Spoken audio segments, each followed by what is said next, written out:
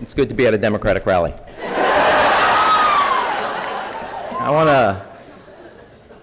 I will tell you, since this is one other time I was at Sarah Lawrence for our reunion, so this is the first time back. It would be less than honest if I didn't tell you I'm a little verklempt right now.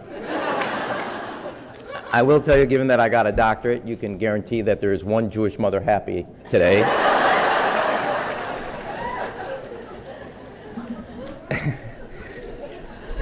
Not that, that only being a doctor matters, as I used to say, since my older brother is an oncologist and a medical ethicist, that I also perfected the field of medicine as a spin doctor.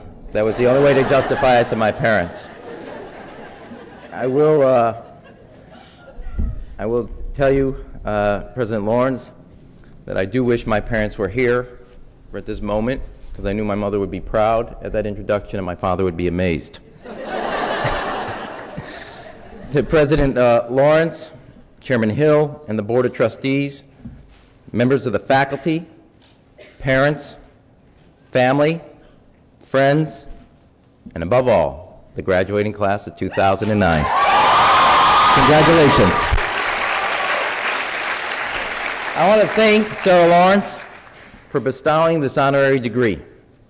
This is actually the second such degree I received this year.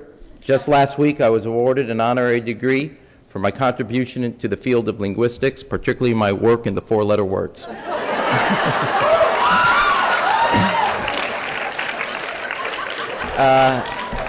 I'm glad that the students appreciated that. It is, to be back, as I said, and I look around this campus, I look here, I look at the pub, I look at McCracken, but most importantly, I look at Mr. Adams, who taught me European history. I'm not sure that President Lawrence, that was exactly my quote to Jeff Adams, but it's close enough for a graduating moment. To Charlotte Doyle, who taught me psychology, and I still have my Jung paper. To Bob Zimmerman, who taught me about Heidegger, Immanuel Kant, Merleau-Ponty, which I don't know what he said, but I just could pronounce the name such a way. And though not here, and who has always been with me, is Jack Niels, my first Don, who taught me American history through the law and inspired me in many ways, and is somebody I carry with me all the time. I remember, that's enough of that, let's move on.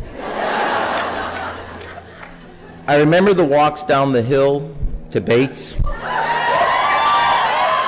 Not as memorable as the walks back up from Bates. I remember how small the campus seemed until it came time to make that late night walk from the pub back to Lind. I never knew at 2 a.m. how long a walk that could be. I remember a lot that I cannot share while your parents are here.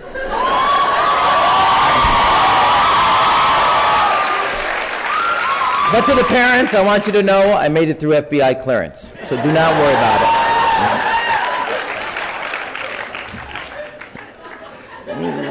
Yeah, I'm not sure the FBI would accept that, but let's just keep it among ourselves. But most of all, I remember the sense of anticipation, maybe with just a hint of nervousness, that I felt when I was in your position. You've all come so far. You've taken on difficult assignments and passed through papers and exams. You've pored over course packets late into the night and into the early morning. You worked hard. You've also played hard. You stumbled and gotten back up, occasionally as a consequence of playing hard.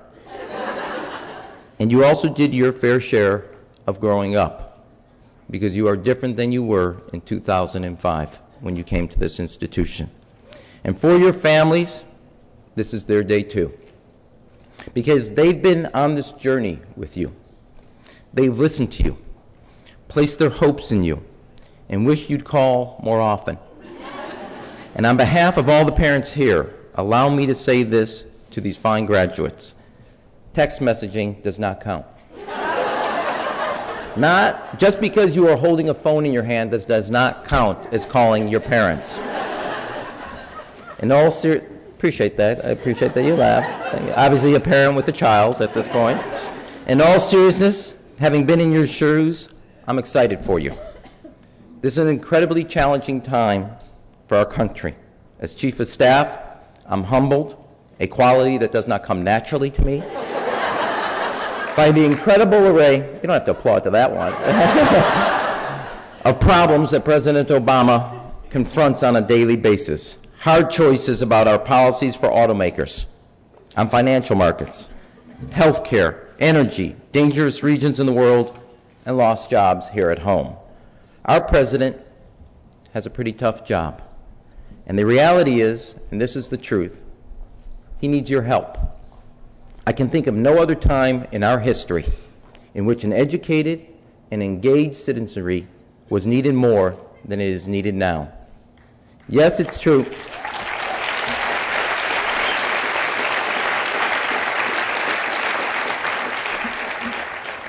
Yes, it's true that leaving this campus at a time when our nation is facing tough problems and a tough job market are harder to come by than perhaps many of you had hoped when you came here in 2005. But I'm excited for you, because it is moments like these when we need a new generation to offer new ideas and a new energy to meet the challenges we face as a country. Because it is at moments like these when we prove what we are really worth. And I am excited for you because I know that you are ready. Well, you look like you were ready after a good night's sleep tonight. And part of why you are, appreciate that. And part of why you are ready is because you came here to Sarah Lawrence to earn a liberal arts education. And that is going to serve you so well. There are plenty of people out there who have spent 4 years learning one subject. And there's a lot of merit to that. But you spent 4 years learning how to approach any subject. And in life, you will face every subject.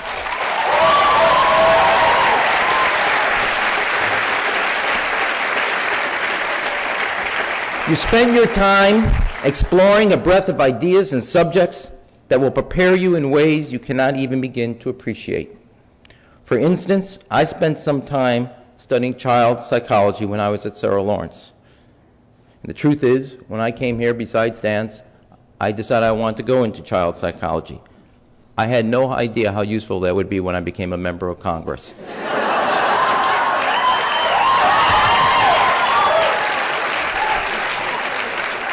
And so on this beautiful day, before these eager, wild-eyed graduates, I wanted to share a few stories and the lessons they've taught me when I faced tough times, when I've stumbled, and when there's been an extremely rare occasion that I've made a mistake.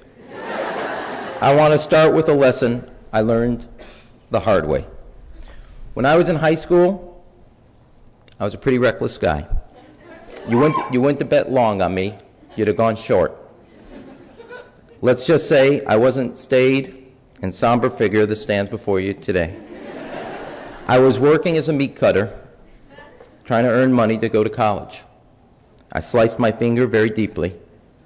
And being 17 years old, despite what was pretty bad cut and serious cut, I decided to go swimming in Lake Michigan. This turned out to be a bigger mistake than I had known, but it was prom night, and given it was prom night, anything goes. I ended up in the hospital with 5 blood infections, 2 bone infections, gangrene, 105 fever, and I was on the precipice of death. My mother stood by my bed with ice packs, keeping her middle son from that door. I had 5 roommates who died in those 8 weeks in the hospital. It was a terrible time for me, worse for my parents, and to be honest, I'm glad I went through it. Because a funny thing happened on the way to that precipice. Nearly losing my life made me want to save my life and made me want to live my life. And so the first lesson I'd impart is this: don't be reckless with what you have, and don't be reckless with what's been given to you.